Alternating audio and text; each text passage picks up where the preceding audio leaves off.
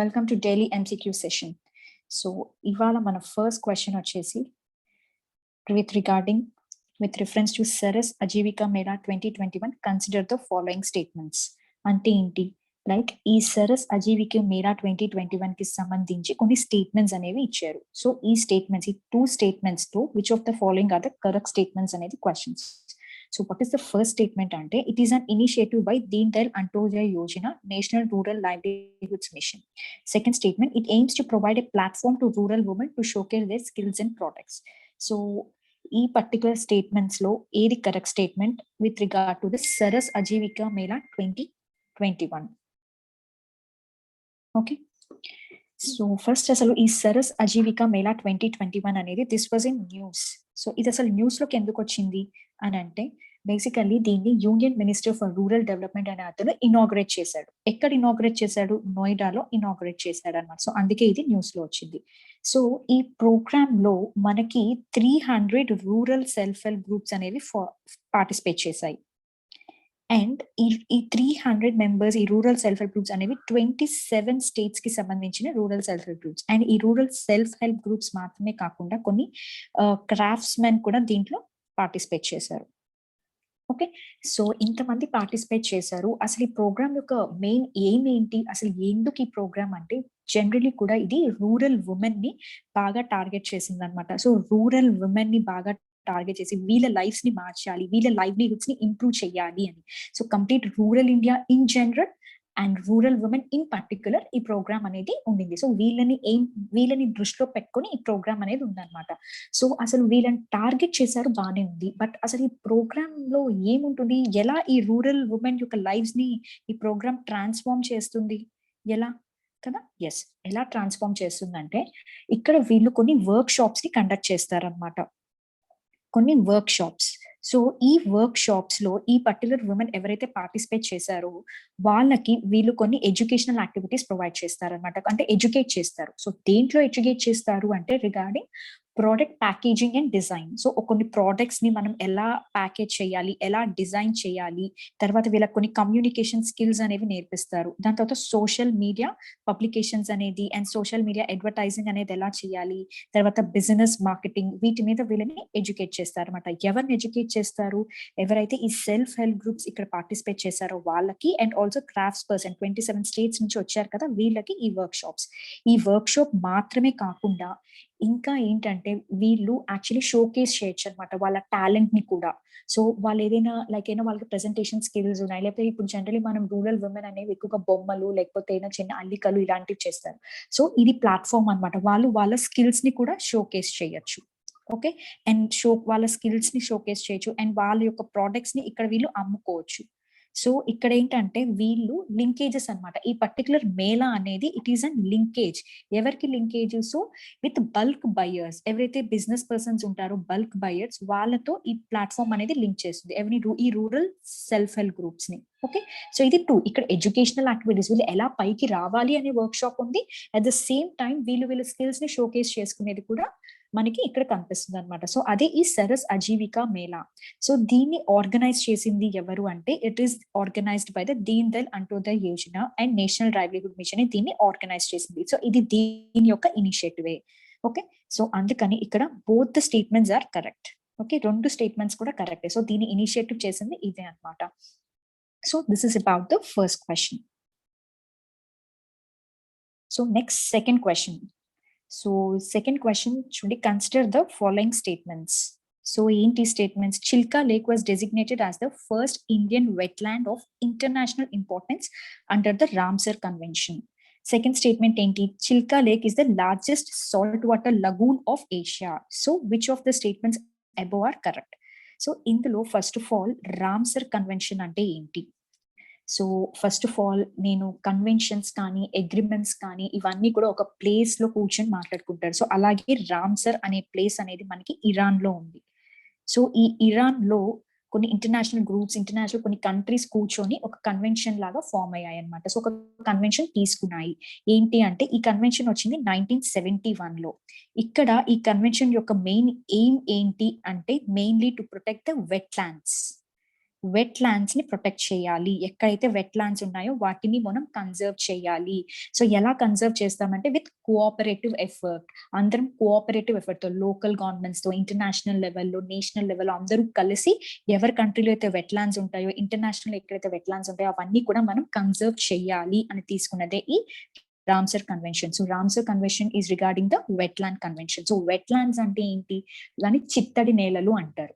అంటే ఎక్కడైతే తడితడిగా ఉంటుందో, ఎక్కడైతే వాటర్ ఉంటుందో ఆ తడితడిగా ఉండే నేలని చిత్తడి నేల అంటారు. సో దాన్ని కన్సర్వ్ చేయడానికి ఉండేది ఇది వెట్ ల్యాండ్స్ అనమాట. So that is about the Ramsar convention. So ఇప్పుడు క్వశ్చన్ ఏంటి ఇక్కడ? ఈ చిల్కా లేక్ అనేది designated as the first Indian wetland. So Chilka lake అనేది first Indian wetland of international importance under Ramsar convention. So Ramsar convention కింద మనము ఈ Chilka lake international importance అనేది ఇచ్చామా, ఇది ఫస్ట్ ఇండియన్ వెట్ ల్యాండ్ అని చెప్పి ఫస్ట్ స్టేట్మెంట్ అనమాట. So first of all మనకు అసలు ఈ చిల్కా లేక్ ఎక్కడ ఉందో చూద్దాం. రైట్, ఇక్కడ మీరు చూసినట్లయితే చిల్కా లేక్ అనేది ఇక్కడ ఒరిస్సాలో ఉంది. సో చిల్కా లేక్ ఇక్కడ ఉంది. సో మీరు ఇక్కడ సెకండ్ స్టేట్మెంట్ చూసినట్టయితే కనుక Chilka lake is the largest salt water lagoon of Asia. So first of all lagoon అంటే ఏంటి? So again the question comes కదా. సో లగూన్ అంటే ఏంటంటే ఒక పెద్ద వాటర్ బాడీ నుంచి ఒక చిన్న వాటర్ బాడీ సపరేట్ అయిపోతుంది. ఓకే, సో ఇది పెద్ద వాటర్ బాడీ, ఇది పెద్ద వాటర్ బాడీ, ఇది చిన్న వాటర్ బాడీ. సో ఈ చిన్న వాటర్ బాడీ ఎలా సపరేట్ అయిపోయింది? Because of the sand dunes. ఏవో కొన్ని శాండ్ డ్యూన్స్ ఇక్కడ ఉండడం వల్ల ఇది సపరేట్ అయిపోయింది కదా. సో ఇలా ఈ చిన్ని వాటర్ బాడీని we call it as lagoon. So ఒకవేళ ఈ శాండ్ డ్యూన్ లేదనుకోండి ఇక్కడ, సో ఇదంతా కలిపి పెద్ద వాటర్ బాడీలో ఉండేది కదా, కానీ చిన్న వాటర్ బాడీ అనేది ఫామ్ అయింది. So this is called lagoon. So ఇక్కడ మీరు చిల్కా లేక్ ఎక్కడైతే ఇలా ఒరిస్సా దగ్గర ఉందో ఇక్కడ మీరు చూసినట్టయితే కనుక ఇది బే ఆఫ్ బెంగాల్ కదా. సో ఇది ఒరిస్సాలో ఉండే చిల్కా లగూన్. సో ఇక్కడ మీరు చూస్తే కనుక చూడండి, పెద్ద వాటర్ బాడీ నుంచి ఒక చిన్న వాటర్ బాడీ సపరేట్ అయిపోయింది. ఎలా సపరేట్ అయిపోయింది అంటే because of the sand dunes అనమాట. చూడు ఇవన్నీ చిన్న చిన్నగా ఇలా సపరేట్ అయిపోయింది. So this is, so obviously ఇది బే ఆఫ్ బెంగాల్ అంటే ఏంటిది ఇది? సో ఇది ఆబ్వియస్లీ సాల్ట్ వాటరే. మనకి ఫ్రెష్ వాటర్ లగూన్స్ కూడా ఉంటాయి. అంటే ఏంటి? ఫ్రెష్ వాటర్ లో ఒక సపరేట్ గా ఒక వాటర్ బాడీ మామూలుగా ఫామ్ అవుతుంది, అంటే రివర్స్ లో అలా అది ఫామ్ అవుతుంది. కానీ ఇక్కడ చూస్తే కనుక బే ఆఫ్ బెంగాల్ అంటే ఏంటి? అది మనకి సీ కదా. సో అక్కడ నుంచి definitely salt water. So this is salt water lagoon, right. So ఇదన్నమాట. సో ఇక్కడ మీరు చూసినట్టయితే both statements are correct. So రెండు స్టేట్మెంట్స్ కూడా కరెక్టే అనమాట, both 1 and 2. So Chilka lake అనేది is nearly the first Indian wetland of international importance under Ramsar convention. Ramsar convention కింద మనకి ఫస్ట్ ఇండియన్ వెట్ ల్యాండ్ అనమాట. ఇంటర్నేషనల్ ఇంపార్టెన్స్ కి వెళ్ళింది చిల్కా లేకే. సో ఎందుకు వెళ్ళింది అంటే because Chilka lake is the largest salt water lagoon of Asia. ఏషియాలోనే ఇంత పెద్ద సాల్ట్ వాటర్ లగూన్ అనేది లేదు, మన చిల్కా లేకే ఇది. సో అందుకే ఇది ఇంటర్నేషనల్ ఇంపార్టెన్స్ కి వెళ్ళింది. And it's the first Indian wetland under the Ramsar convention. So both the statements are correct. Next third question is regarding the Yuelu proclamation. So ఈ ఈఏలు ప్రొక్లమేషన్ అనేది దేనికి సంబంధించింది? The Yuelu proclamation is related to what? So దేనికి సంబంధించి? Addressing future epidemics కా, లేకపోతే protecting linguistic resources and డైవర్సిటీయా, లేకపోతే రిగార్డింగ్ క్లైమేట్ చేంజా, లేకపోతే peaceful uses of outer space? ఈ 4 ఇట్లో ఈ యూలు ప్రొక్లమేషన్ దేనికి సంబంధించింది అంటే, సో ఫస్ట్ ఆఫ్ ఆల్ మనం అసలు యుఏలు ప్రొక్లమేషన్ అంటే ఏంటో చూద్దాం. సో ఈ ప్రొక్లమేషన్స్, కన్వెన్షన్స్ అన్ని కూడా నేను చెప్పినట్టు ఒక ప్లేస్ లో వాళ్ళు తీసుకుంటారు. సో ఈఏలు అనేది కూడా ఒక ప్లేస్ అన్నమాట. సో ఎక్కడ ప్లేస్ ఇది అంటే ఇట్ ఈస్ చైనాలో ఒక ప్లేస్. చైనాలో హునాన్ ప్రావిన్స్ అని ఉంది, అక్కడ ఈఏలు అనేది ఉంది. సో అక్కడ చాలా ఇంటర్నేషనల్ కాన్ఫరెన్స్ అనేది ఒకటి జరిగింది అనమాట ఇక్కడ. సో ఈ ఇంటర్నేషనల్ కాన్ఫరెన్స్ లో, మరి ఇంటర్నేషనల్ కాన్ఫరెన్స్ అంటే అన్ని కంట్రీస్ డెలిగేట్స్ అక్కడ అటెండ్ అవుతారు కదా. సో మరి వాళ్ళందరూ దేని గురించి మాట్లాడుకున్నారు దీంట్లో అంటే అబౌట్ ద లాంగ్వేజెస్. సో అంటే ఈ లాంగ్వేజ్ రిసోర్సెస్ ప్రొటెక్షన్. ఓకే, అంటే ఏంటి? మన లాంగ్వేజెస్ ఏవైతే ఉన్నాయో వాటిని మనం ప్రొటెక్ట్ చేయాలి అని చెప్పి వీళ్ళు మాట్లాడుకున్నారు. సో ఈ ఇంటర్నేషనల్ కాన్ఫరెన్స్ అనేది ఆర్గనైజ్ చేసింది ఏది అంటే యునెస్కో. యునెస్కో అనేది దీన్ని ఆర్గనైజ్ చేసింది అనమాట. ఓకే, సో ఈ పర్టికులర్ లో వీళ్ళు తీసుకున్న మెయిన్ ప్రొక్లమేషన్ అండ్ డిక్లరేషన్ ఏంటి అంటే మనము ప్రొటెక్ట్ చేసుకోవాలి, ప్రమోట్ చేసుకోవాలి. సో ఏం ప్రొటెక్ట్ చేసుకోవాలి, ఏం ప్రమోట్ చేసుకోవాలి అంటే regarding the linguistic diversity in the world. Linguistic diversity, linguistic diversity. So దీన్ని మనం ప్రొటెక్ట్ చేసుకోవాలి అంటే మన లాంగ్వేజెస్, లింగ్విస్టిక్ రిసోర్సెస్ ని వీటిని మనం ప్రొటెక్ట్ చేసుకోవాలి అన్నది ఈ ఏలు ప్రొక్లమేషన్. సో ఇప్పుడు మన కరెక్ట్ ఆన్సర్ వచ్చేసి ఏంటి? It is B, protecting the linguistic resources in diversity. Okay, so ఇది ఫస్ట్ ఇంటర్నేషనల్ కాన్ఫరెన్స్. ఇప్పటి వరకు అన్ని క్లైమేట్ చేంజెస్ మీద వాటి మీద జరిగింది అనమాట.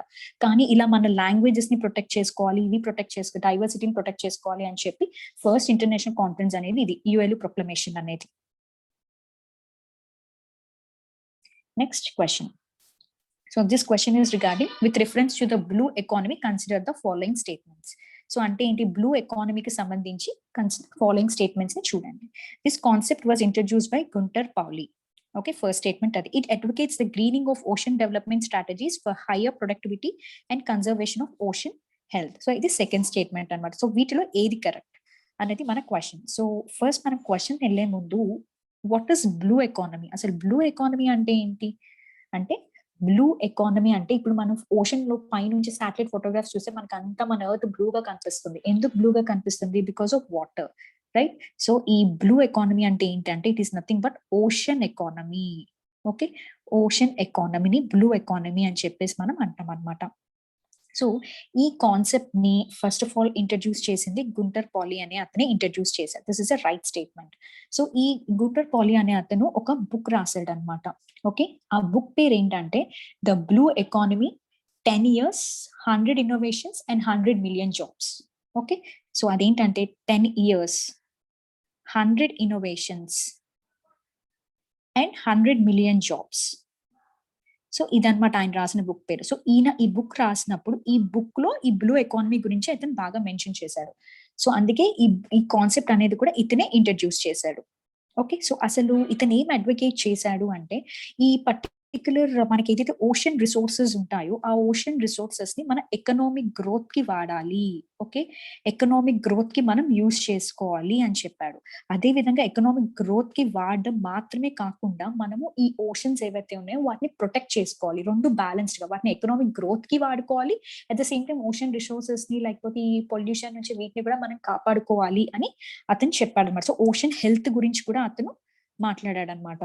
ఓకే, సో తర్వాత మళ్ళీ హైయర్ ప్రొడక్టివిటీ, గ్రోత్ కి వాడుతున్నప్పుడు ఎకనామిక్ గ్రోత్ కి వాటికి హైయర్ ప్రొడక్టివిటీ ఉండాలి, ఇవన్నీ కూడా అతను మాట్లాడాడు అనమాట. సో ఈ పర్టికులర్ స్టేట్మెంట్ కి బ్లూ ఎకానమీకి సంబంధించి రెండు స్టేట్మెంట్స్ కూడా they are right answer. So both 1 and 2 is a right answer. Okay, so ఇది ఇంట్రడ్యూస్ చేసింది గుంటర్ పాలి అతని బుక్ లో. ఇతను రెండు కూడా ఓషన్ డెవలప్మెంట్ స్ట్రాటజీస్ గురించి మాట్లాడాడు and conservation of oceans health గురించి కూడా అతను ఆ పర్టికులర్ బ్లూ ఎకానమీ అండ్ అతని యొక్క స్ట్రాటజీస్ లో అతను మాట్లాడాడు అనమాట. Okay, so next question.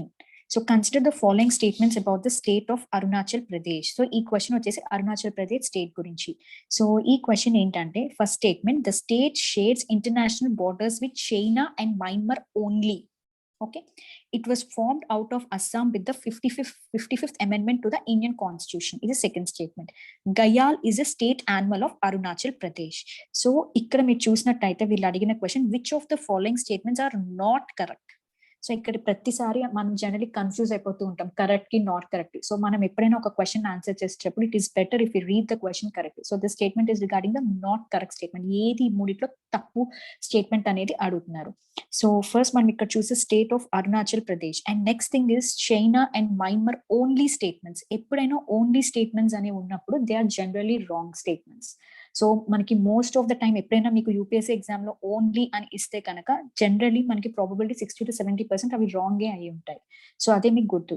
So ఇప్పుడు మనం first state of Arunachal Pradesh అసలు ఏంటి, ఎక్కడ ఉంది, దీని బార్డర్స్ చైనా అండ్ మయన్మార్ ఈ రెండింటితోనే ఉన్నాయా ఆర్ ఇంకా దేంతో అయినా ఇది షేర్ చేసుకుంటుందా అనేది విల్ సీ ఇట్.